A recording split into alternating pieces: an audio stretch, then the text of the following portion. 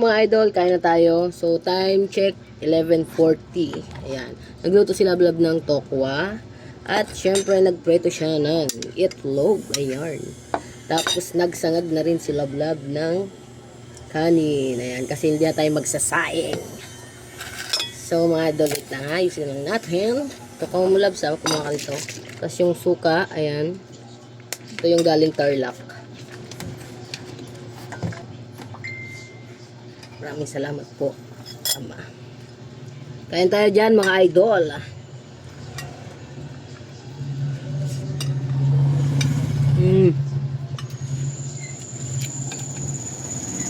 Sarap.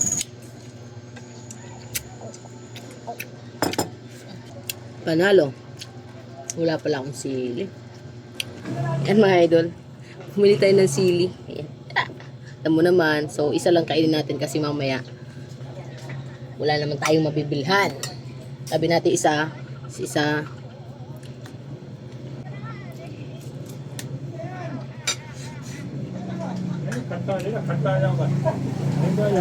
mga idol, habang kumakain tayo, so meron na akong kwento sa inyo. Ito. Para lahat tayo malaman kung ano ba yung mga bawal sa Facebook, kay Boss Meta, ganyan. Okay yung makipag-engage tayo, mga idol. Okay yun. Maganda yun. So, kailangan pa rin natin mag-ingat. Kasi nga, may tinatawag tayong shadow ban. Ayan. So, si Facebook lang, si Meta lang yung nakakaalam niyan. Si Meta lang yung kayang gumawa ng ganyan shadow ban. Shadow ban. So, ano ba nga ba yung shadow ban, mga idol? Yung shadow ban, kunwari may mga nauna kang mga video, mga post, matataas yung yung views nun. Nasanay ka sa mga ganung views, matataas. Tapos biglang may pinost kang video na biglang bumaba yung views niya. Ayan. Bakit ganun, mga idol? Bakit na nangyayari yung ganun? Nangyayari yun, mga idol, dahil sa pag-engage natin ng mali. Oh, no! Dahil sa mga comment natin na medyo bad words, ganun. Medyo mali yung, di ba? Ganyan. Kaya iwasan din natin, mga idol, mag-comment ng mga kung ano-ano. Okay lang yung mga smile, ganyan. Pero yung may mga bad words tayo na bawal. So, i-search nyo yan. Makikita nyo yan, mga idol. Tapos, mga idol, yung pag-engage, tapusin mo yung video bago ka mag-comment. Ganun makipag-engage. Kasi yun talaga ang meeting na ni Meta. Mahigpit si Boss Meta. Kaya ngayon pa lang, nag-iingat ako kasi sayang yung pinaghirapan natin. Yung shadow ban, mga idol, nakakakaba yun kasi nga, kahit na noon maraming views ka, darating ang oras na yung video mo hindi na i-recommenda ni Meta sa iba. Pangit yung ganun, wag natin hayaan yung ganun. Yung may mga video tayo, nag-ano tayo, di ba? Nagba-viral na tayo, sumisikat na tayo. Tapos sabay yung ganun. Kaya kailangan iwasan talaga natin yung makipag-engage tayo na hindi natin tatapusin yung video. Panay lang ang like natin, puntahan natin sa bahay nila, like, magko-comment ka. May mga ganun, idol eh. May mga ganun talaga. Hindi natin maiwasan yan. Pero, depende na lang yan sa kanila. Pero ako hindi ko ginagawa yon kasi nga, iniiwasan kong magalit sa akin si Boss Meta. Ayan. So, yung iba nga, di ba? Wala pang 2 seconds, pinapanood, nakita pa lang yung pinakaano ng video, mag-comment, wow, sarap naman yan. Pero hindi niya pinanood. Nako, bawal na bawal yan, mga idol, wag natin gagawin yan. Oh, no! Tapos nag-post tayong video, kunwari ito, ipopost ko. Tapos na-post ko na. Ngayon, may nag-comment. Tapos pupuntahan yung comment. Ayan. Tapos mapupunta dun sa bahay yung nag-comment. Tapos lahat ng mga video dyan, lahat ng picture, pinag-like niya, pinag-comment niya. Bawal na bawal yan. So, yun lang, mga idol, yung tips. Sana nakatulong sa ating lahat. Kaya pagpatuloy natin itong kinakain natin. Kasi nga, mga idol, hindi ako makapunta sa inyo. Yun ang iniiwasan ko. Pero bukas, pangako, babalikan ko kayo isa-isa. Kain tayo. Sarap talaga sinangag.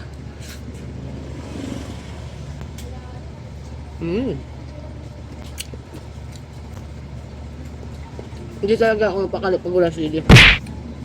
Kasi ito na yung pampagana natin. Saka tokwa, siyempre. My favorite.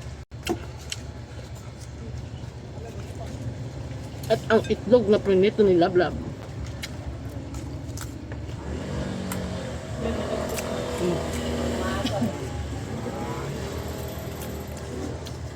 Sarap.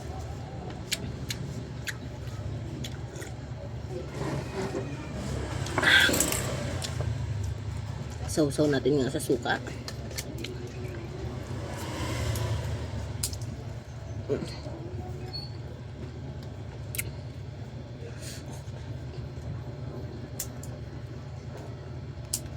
Ang sarap.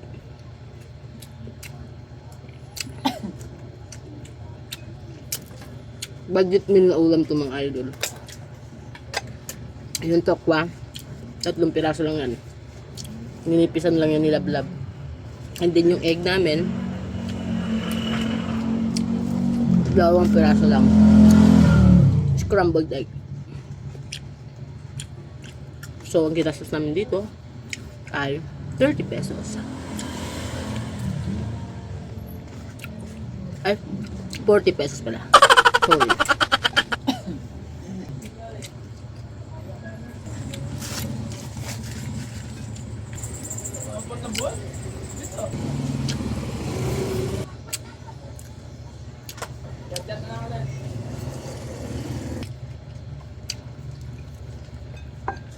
Tipid tayo mga idol, tipid.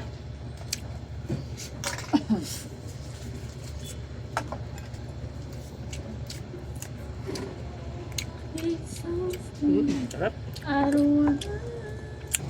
Bagay na bagay sinangag.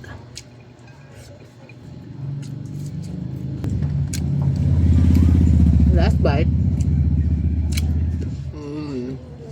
Wala na.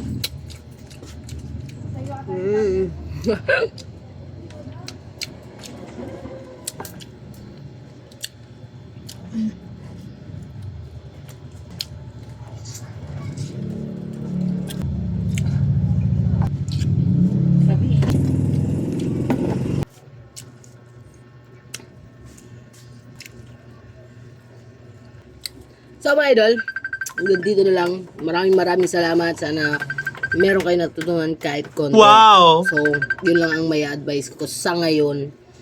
Pero lahat ng mga nalalaman natin, i-share natin yan sa bawat isa. Ganun lang kadali. So, maraming salamat po pala sa lahat ng sumusuporta sa akin, lalo lang na sa aking pamilya. Ayan, sa side ng nanay ko, sa side ng tatay ko. Maraming salamat sa lahat ng sumusuporta kay Maring Presi. Hindi. Ay syempre maraming salamat sa pagsuporta sa akin, sa lahat ng ginagawa kong content. Hindi ako magsasawang gumawa ng content hanggat hindi kayo nagsasawang panoorin ang pagmumukha ko. Ayan. Abangan niyo po si Maring Presi. Ayan. So, lalabas na nga yung kanyang asawa. Wow! Yan, Maring Presi. Tsaka si Maring Presi, makikita nyo na rin. Kaya abangan nyo yan.